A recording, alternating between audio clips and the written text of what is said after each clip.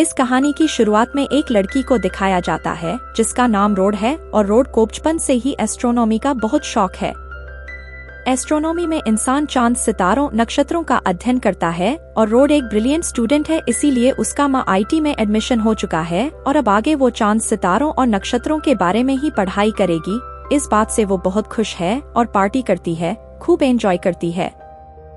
Party करने के बाद रोड जब ड्राइव करके घर वापस आ रही होती है तो वो रास्ते में रेडियो पर एक अजीब अनाउंसमेंट सुनती है। रेडियो पर बताते हैं कि अचानक से हमारी धरती के ऊपर धरती की तरह ही दिखने वाला एक और ग्रह यानी प्लेनेट दिखना शुरू हो गया है और रात के वक्त उसको ईस्ट साइड में देख सकते हैं। आरजे ये भी दावा करता है कि उस ग्रह पर भी जीवन है और इतना सुनते ही रोड आसमान की तरफ देखना शुरू कर देती है और उसको आसमान में एक छोटा सा पर्पल रंग का धब्बा दिखाई देता है, जिसे देखकर रोड उसमें इतना खो जाती है कि उसका ध्यान सड़क से हट जाता है। अगले ही पल हमें दिखाया जाता है कि आसमान में देखने की वजह से रोड को आगे सड़क पर ट्रैफिक सिग्नल पर खड़ी दूसरी गाड़ी दिखाई नहीं देती और बहुत जोर से रोड की गाड़ी दूसरी गाड़ी को टक्कर मार देती है, जिसकी वजह से रोड को बहुत चोट लगती है।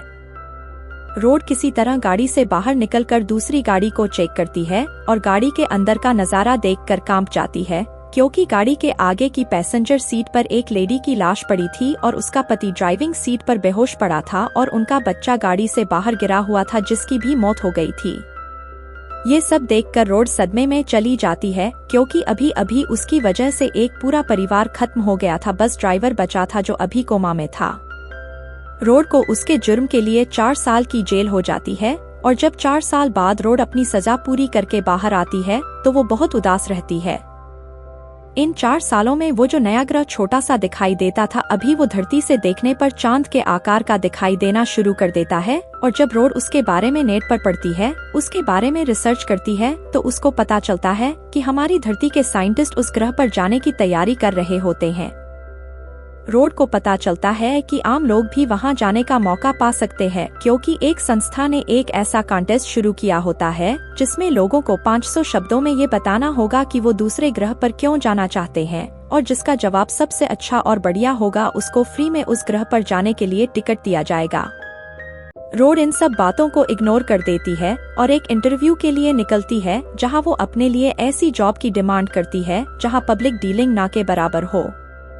दरअसल रोड आज भी उस भयानक हादसे को नहीं भूली होती, इसलिए वो एक जनरेटर की जॉब एक्सेप्ट कर लेती है और चुपचाप मन लगाकर अपना काम करना शुरू कर देती है। रोड बस अपने काम से मतलब रखती है और किसी से बहुत कम बातचीत करती है और ऐसे ही टाइम बीतता जाता है।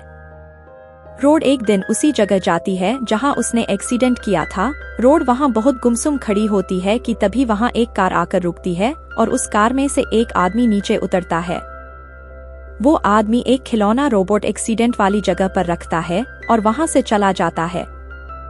इस आदमी का नाम जॉन है। जॉन वही है जिसकी कार का एक्सीडेंट रोड ने 4 साल पहले किया था, जिसमें जॉन का पूरा परिवार मारा गया था और वो कोमा में चला गया था। दरअसल जॉन की वाइफ उस वक्त प्रेग्नेंट थी।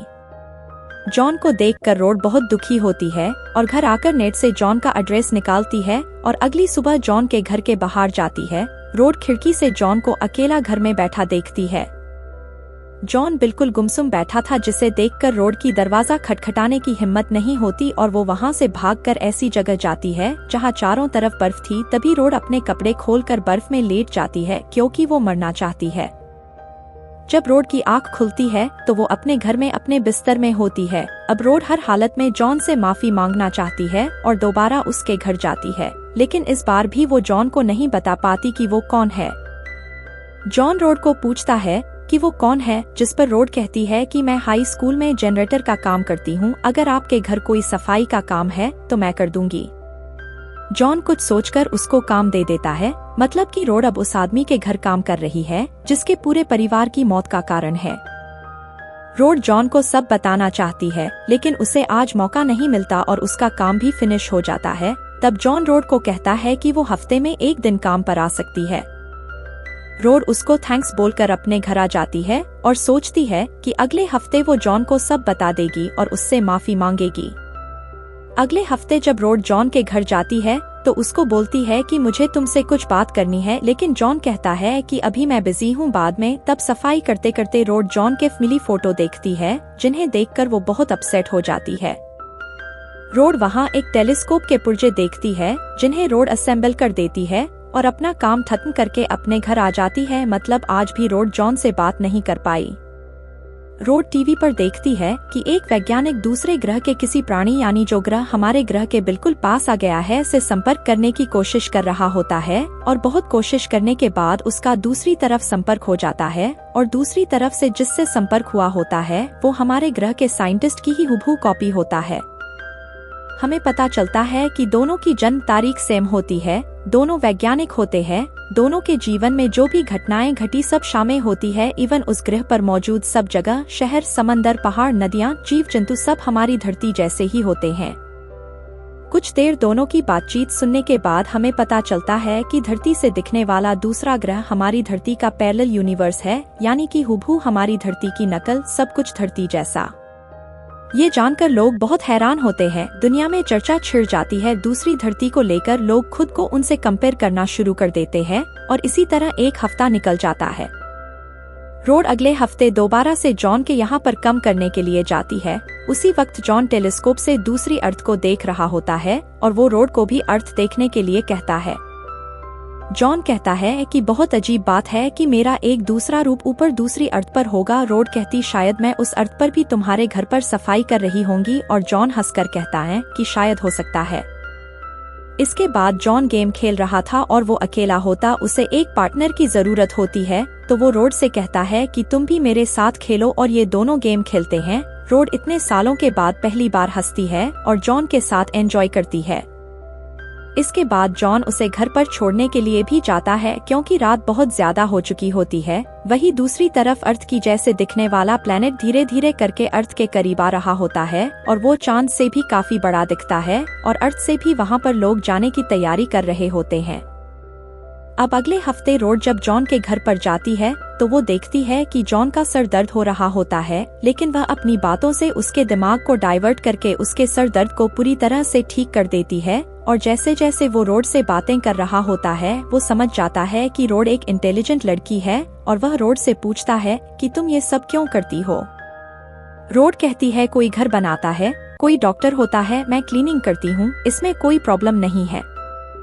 इसके बाद दिखाते हैं कि रोड ने जॉन के घर के सारे कपड़े धो दिए होते हैं और उसने उस स्वेटर को भी धो दिया होता है जो उसकी वाइफ का था। दरअसल वो स्वेटर को कभी भी नहीं धोता था, क्योंकि उसे स्वेटर से उसकी पत्नी की खुशबू आती थी, और अब जब रोड ने उस स्वेटर को धो दिया है तो उसकी पत्नी की जो खुशबू है उस स्वेटर से नहीं आएगी, जिससे उसे अपनी पत्नी के अपने साथ होने का एहसास अब बिल्कुल भी नहीं होगा। इस बात पर वो गुस्सा हो जाता है और रोड को वहाँ से जाने के लिए कहता है। रोड वहाँ से चली जाती है, लेकिन जॉन को अपनी गलती का एहसास होता है और अगले दिन रोड से मिलने जाता है और वो उससे सॉरी कहता है। रोड कहती नहीं, इसमें मेरी गलती थी, मुझे तुमसे पूछकर कपड़े धोने चाहिए थे। तब जॉन रोड को कहता है कि मैं तुम्हें एक जगह लेकर जाना चाहता हूँ, और वो उसे एक ऑडिटोरियम में ले जाता है जहाँ पर कोई भी नहीं होता और जॉन उसे बहुत अच्छा म्यूजिक सुनाता है। दरअसल जॉन एक म्यूजिक ऑफिसर था, लेकिन एक्सीडेंट के बाद उसने सब कुछ छोड़ दिया था, पर रोड से मिलने के बाद वो रोड को पसंद करना शुरू कर देता है और धीरे धीरे ये दोनों फिजिकल भी बहुत क्लोज आ जाते हैं। उस एक्सीडेंट के बाद इन दोनों की जिंदगी पूरी तरह से बिखर गई। रोड आज भी पश्चाताप की आग में जल रही है और जॉन जो अपने परिवार के दुख को आज तक भूल नहीं पाया, लेकिन अभी दोनों एक साथ हैं। जॉन रोड को बताता है कि एक्सीडेंट के बाद मैं कोमा में चला गया था, मेरी पत्नी और मेरी बेटी की एक्सीडेंट में मृत्यु हो गई। उस वक्त मेरी पत्नी प्रेग्नेंट थी, उसके पेट में 6 महीने का बच्चा था और वो एक लड़की थी। एक ही रात में मेरी पूरी दुनिया खत्म हो गई। जब मैं कोमा से बाहर आया तो मेरे अंदर बहुत गुस्सा था और मैं उस इंसान का नाम जानना चाहता था जिसने मेरे पूरे परिवार को खत्म कर दिया, लेकिन पुलिस ने मुझे उसका नाम नहीं बताया क्योंकि वो नाबालिग थी। दरअसल यह एक लॉ होता है, जब कोई नाबालिग इस तरह का काम करता है तो उसका नाम डिस्क्लोज नहीं किया जाता, क्योंकि इससे उसका पूरा कैरियर खत्म हो सकता है। इसीलिए जॉन को अभी तक ये नहीं पता होता कि रोड ही वो लड़की है जिसकी वजह से उसका परिवार आज उसके साथ नहीं है। रोड वहाँ से अपने घर चली जाती है और उसे बताया जाता है कि तुम्हारे लिए एक कॉल आया था। दरअसल रोड ने उस कंपटीशन में हिस्सा ले लिया था जिसमें जीतने वाले को अर्थ 2 पर जाने का मौका मिलेगा और रोड उस कंपटीशन को जीत जाती क्योंकि जो जवाब रोड ने दिए थे वो उन लोगों को बहुत पसंद आते हैं और अब रोड अर्थ 2 पर जा सकती है। वो ये बताने के लिए जॉन के पास जाती है। जॉन उसके लिए बहुत खुश होता है। ये दोनों ड्रिंक करते हैं और साथ में डिनर भी करते हैं। बहुत देर तक बातें करने के बाद जॉन कहता है कि प्लीज मत जाओ, हम दोनों एक दूसरे के बहुत क्लोज हैं। रोड कहती कि नहीं, हमारे बीच कुछ भी नहीं है। जॉन कहता है कि तुम ऐसा क्यों कह रही हो। रोड कहती कि मैं तुम्हें कुछ बताना चाहती हूँ और अगर वो सुनने के बाद भी तुम मुझे यहाँ पर रुकने के लिए कहोगे तो मैं कहीं नहीं जाऊंगी, हमेशा तुम्हारे पास ही रहूंगी। और वो उसे बता देती है कि तुम्हारी गाड़ी का जो एक्सीडेंट हुआ था वो मेरी ही गाड़ी से हुआ था। ये सुनकर जॉन को बहुत गुस्सा आता है और वो उसे वहाँ से जाने के लिए कहता है। रोड वहाँ से चली जाती है। जॉन इस बात से अपसेट हो जाता है क्योंकि उसे रोड से प्यार हो गया होता है। रोड जब अपने घर पर आती है तो उसके घर के बाहर बहुत मीडिया होती है क्योंकि सबको पता चल चुका है कि रोड को अब अर्थ 2 यानी दूसरी अर्थ पर जाने का टिकट मिल चुका है। रोड जब घर के अंदर जाती है तो उसके घर वाले रोड को कहते तुम्हें हमें बताना चाहिए था, लेकिन रोड कुछ नहीं बोलती। रात को रोड जब टीवी पर न्यूज़ देख रही होती है तो वहाँ पर एक एस्ट्रोफिजिस्ट होता है जो बोल रहा होता है कि शायद हमारी अर्थ की रियलिटी और दूसरी अर्थ की रियलिटी बदल गई हो जब हमने पहली बार उस दूसरी अर्थ को अपनी अर्थ से देखा था। और वो इस थ्योरी को नाम देते हैं ब्रोकन मिरर थ्योरी। वो कहते हैं कि जब शीशा टूटता है तो हम उस शीशे के टुकड़ों से अलग अलग एंगल में देख सकते हैं। शायद एक टुकड़े से हम जिस एंगल में नहीं देख सकते, दूसरे टुकड़े से हम उस एंगल में ना देखकर दूसरे एंगल में देख सकते हैं। और जो सिंक्रोनाइजेशन हमारी अर्थ और दूसरी अर्थ के बीच में इतने हजारों सालों से था, जिस वजह से वो हमसे दूर थी, वो उस वक्त शायद टूट गया हो जब हमने पहली बार उस अर्थ को देखा और वहाँ से हमारी रियलिटी शायद पूरी तरह से बदल गई हो। ये सुनने के बाद रोड पूरी तरह से चौंक जाती है क्योंकि जब पहली बार उसने उस दूसरी अर्थ को देखा था तो उस वक्त जॉन का पूरा परिवार जिंदा था और वो भागते हुए जॉन के पास जाती है, लेकिन जॉन दरवाजा नहीं खोलता। रोड खिड़की से अंदर चली जाती है। जॉन के दिल में उसके लिए बहुत गुस्सा होता है और वो रोड का गला दबाना शुरू कर देता है। रोड कहती है मुझे मार दो, लेकिन जॉन उसे नहीं मार पाता। रोड उसे ब्रोकन मिरर थ्योरी के बारे में बताती है। वो कहती कि शायद तुम्हारी फैमिली अभी भी उस दूसरी अर्थ पर जिंदा हो, तुम्हें वहाँ पर जाना चाहिए। और वो अपना टिकट जिसे लोग $3 मिलियन में रोड से खरीदना चाहते हैं, वो जॉन के घर पर छोड़कर वहाँ से निकल जाती है। जॉन कुछ भी नहीं कहता। इसके बाद रोड का नॉर्मल रूटीन दोबारा से शुरू हो जाता है और तभी वो टीवी पर न्यूज़ देखती है जिसमें जॉन का भी इंटरव्यू आता है क्योंकि अब वो भी दूसरी अर्थ पर जा रहा होता है। इस बात से रोड को खुशी होती है। इसी तरह 4 महीने बीत जाते हैं और एक दिन घने कोहरे वाली सुबह रोड अपने घर के बाहर होती है और तभी उसे लगता है कि उसके पीछे कोई है। और जब वो पीछे मुड़कर देखती है तो उसके सामने उसी का दूसरा रूप होता है जो अर्थ 2 से यहाँ पर आया है। इसी के साथ ये कहानी खत्म हो जाती है और पीछे छोड़ जाती है बहुत सारे सवाल। क्या जॉन का परिवार अर्थ 2 में अभी भी जिंदा होगा? रोड 2 यहाँ धरती पर क्यों आई? इन सवालों को डायरेक्टर ने आपकी इमेजिनेशन पर छोड़ दिया है।